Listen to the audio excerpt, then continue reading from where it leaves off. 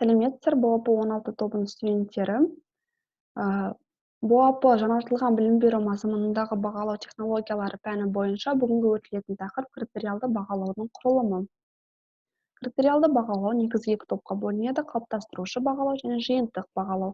Қалыптастырушы бағалау дегеніміз оқу үдерісін дер кезінде түзетуге мүмкіндік беретін, білім алушы мен мұғалім арасындағы кері байланысты қамтамасыз етіп, үздіксіз жүргізілетін бағалаудың түрі.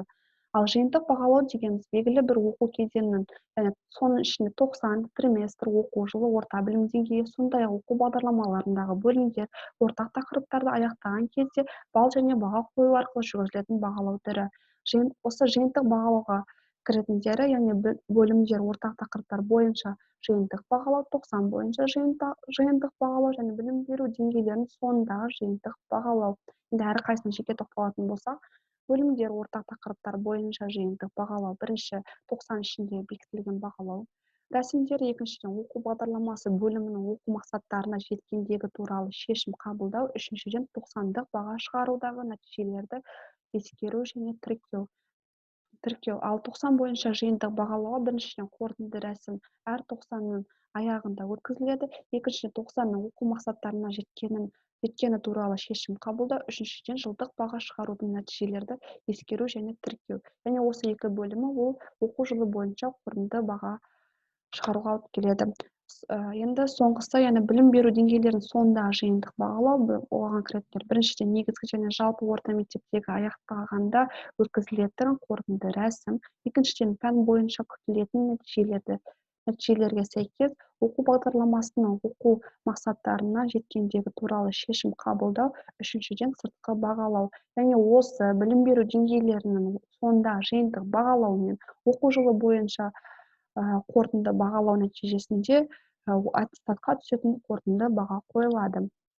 Енді қалыптастырушы бағалауға жеке тоқталатын болсақ, біріншіден, оқу мақсаттары мен күтілетін нәтижелерді анықтау және оқушыларға беру; екіншіден, нені және қандай деңгейде түсінгенін, қол жеткізгенін дәлелдеуге көмектесетін сыныпта нәтижелі талдау үшін арнайы ортамен және басқа іс-шарамен қамтамасыз ету; үшіншіден, оқушылардың дамуына ықпалын тигізетін нақты кері байланыспен қамтамасыз ету; төртіншіден, бірін-бірі бірлесе оқытудың көзіне айналдыру үшін оқушыларды бірігуге шақыру; бесіншіден, оқушыларды өз оқуын құрастырушыларға айналдыру.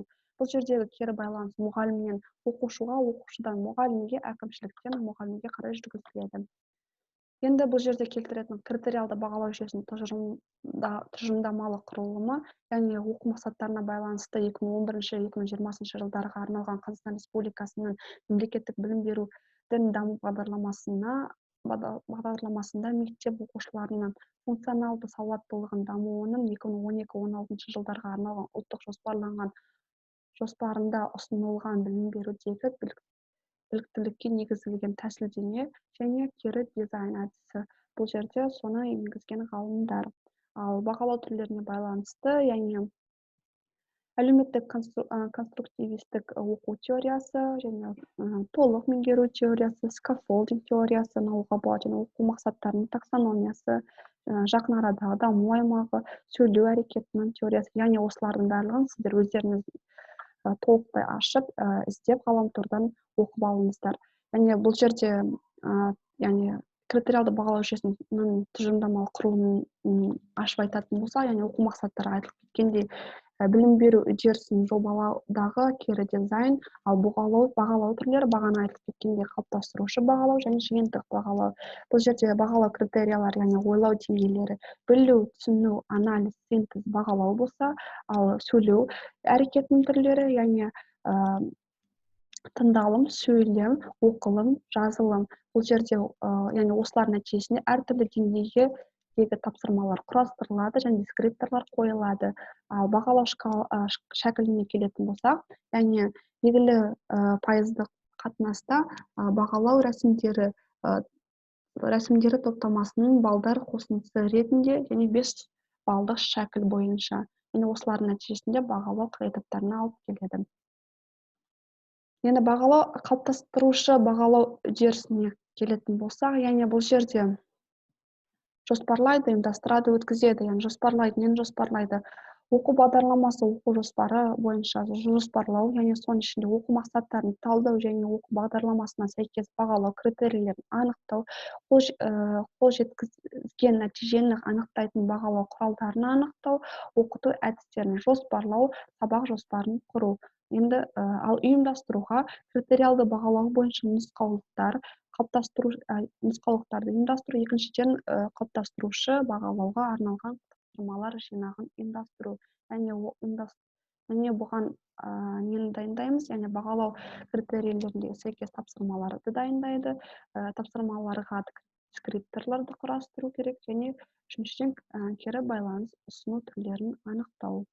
Енді өткізу бұл жерде критериалды бағалау ережесін өткізу, яғни оқу үдерісін түзетуге қажетті ақпараттарды жинау және оқушылар мен ата-аналарға кері байланыс ұсыну.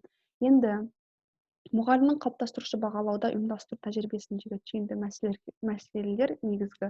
Ол біріншіден оқушылар оқудың қандай сатысында, екіншіден оқушылардың даму бағыттары қандай, үшіншіден оқушылар оқу мақсаттарына қол жеткізу үшін не істеу керек. Яғни келесі топ жиынтық бағалау үдерісіне тоқтала кететін болсақ, нені жоспарлаймыз? Оқу бағдарламасын, оқу жоспарын, оқу жылы бойынша бағалау жоспары, яғни жоспарын жоспарлаймыз. Яғни бұның ішінде пән мен сынып бойынша оқу бағдарламасына сәйкес бағалау үдерісін өткізу саны анықталады. Ғылыми, жаратылыс және тілдік пәндер бойынша бөлімдер және әлеуметтік гуманитарлық пәндер бойынша ортақ тақырыптар жоспарланады. Ұйымдастыру, яғни біріншіден негізгі және жалпы орта негізгі мектептердің мұғалімдеріне арналған критериалды бағалау бойынша нұсқаулық, екіншіден жиынтық бағалауға арналған әдістемелік ұсыныстар ұйымдастырылады.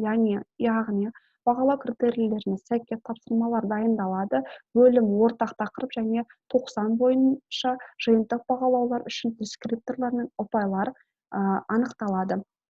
Өткізу, яғни критериалды бағалау ережесі, яғни қалай өткізіледі, не өткізіледі. Бөлім ортақ тақырып бойынша жиынтық бағалау өткізіледі, 90 бойынша жиынтық бағалау және білім деңгейі бойынша жиынтық бағалау. Яғни бұл жерде бөлім ортақ тақырып бойынша жиынтық бағалауға дайындық, яғни мұғалім оқу бағдарламасын және жоспарын, оқу мақсаттарын, ойлау деңгейлерін талдайды, ал бағалау критерийлері тапсырмалар мен скрипторларды дайындайды және құрастырады. Яғни осы жиынтық бағалау үлгісін қарайық енді. Яғни математика пәнінен бөлім бойынша жиынтық бағалау үлгісі, яғни бөлім 7-1 СЭО көп мүшелер, бөлімше көп мүшелер, яғни оқу дағдыларының деңгейлері білу және түсіну, қолдану, бағалау критерийлері бір мүшені стандарт түрге келтіруді біледі, соны коэффициентін анықтайды, көп мүшелерді қосу және азайтуды орындайды. Яғни бұл жерде берілетін тапсырмалар: бірінші тапсырма, бір мүшені стандарт түрге келтіріңіз және оның коэффициенттерін көрсетіңіз.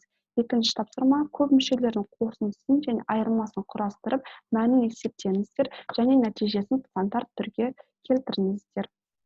Дескрипторлар, яғни бұған бірінші дескрипторлары бөлімі бір мүшелердің коэффициенттерін көбейтеді, айнымалыларды көбейткенде дәреженің қасиеттерін қолданады, бір мүшені стандарт түрде жазады, бір мүшенің коэффициентін көрсетеді. Екінші, көп мүшелердің қосындысын табады, көп мүшелердің айырмасын табады. Бұл жерде берілетін балл әрқайсысына, әр дескрипторге, яғни бір балдан беріледі. Енді сіз бүгінгі тақырып, яғни критериалды бағалаудың құрылымы бойынша өтілген тақырыпта сіздерге берілетін тапсырма, яғни сіздерге мен өткен лекция бойынша және де өздеріңіз ғаламтордан қосымша ақпараттар ізденіп, дәптерге конспектлейміз және тірек сызба құрамыз. Екіншіден, алдыңғы слайдта көрсетілген үлгіге қарап, дүниетану пәнінен бөлім бойынша жиынтық бағалау үлгісін құрыңыз. Тыңдағандарыңызға рахмет, сау болыңыздар.